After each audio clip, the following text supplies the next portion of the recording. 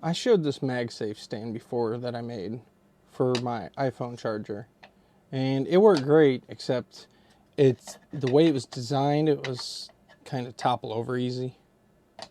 So I came across this design, which I really liked it, but he said it was a work in progress. So I figured, you know what, I'll print it anyways. And you know what, I really like it. I like the design and everything. The only thing is, it was a little too big. So I just sacrificed this one and went ahead and glued them in there. But a great print though.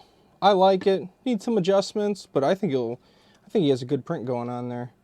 I upgraded from my couch computer stand to an actual computer desk now. So I had to make up a stand for the computer desk, which I don't have an iWatch or whatever it's called, but my wife does. So I figured she could use that instead of putting it in the bedroom all the time. And then I have my phone charger. So I think it turned out really good. And I'll have all these prints up where you can get them at in the description.